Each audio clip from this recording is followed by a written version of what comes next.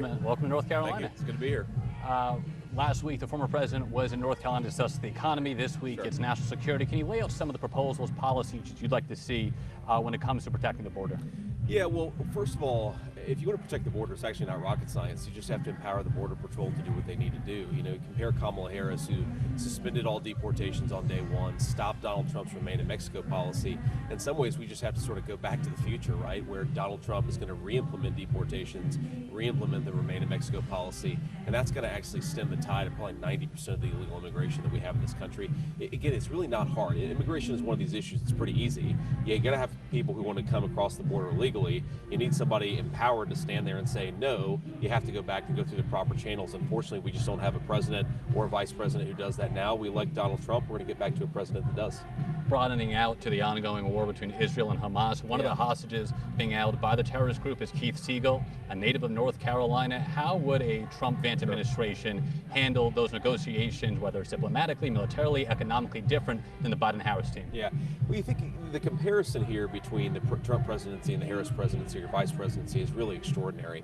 I mean, people were terrified of Donald Trump. They thought that if they didn't do what he said they needed to do, they were going to suffer real consequences for it. I can't imagine somebody taking an American citizen hostage for now close to a year under Donald Trump's leadership, but they feel like they can walk all over us with Kamala Harris as vice president and really calling the shots in the White House. So I think we just need to reestablish deterrence, right? People need to know if they cross the United States is going to use our awesome power to go after them. If we don't have that, none of our citizens are going to be safe, whether they're here at home or around the globe. Does more need to be done to try and deter Iran from moving forward with any attacks? Well, I think the most important thing is Iran gets a lot of money from the United States implicitly, right? When we ease up on these sanctions and they get billions of dollars, what do they spend that billions of dollars on? Iran spends that money on buying weapons and training terrorists. We need to cut off the money flow to Iran because that's actually what's going to stop them from targeting our citizens, targeting our troops. I mean, whether it's in Iraq or anywhere else, the reason they're able to target our citizens is because they've got a lot of money, because Kamala Harris has given them a lot of money. We're going to turn off that financial spigot, and that'll get the Iranians under control. North Carolina was a former president's closest victory in 2020, about 75,000 votes. It's also a state that has the most unaffiliated voters compared to Democrats and Republicans. What's the message to try and win over those swing voters? We're in a state where every vote is going to make a difference. Yeah, of course. Well, I think it's just common sense, right? We're here talking about national security.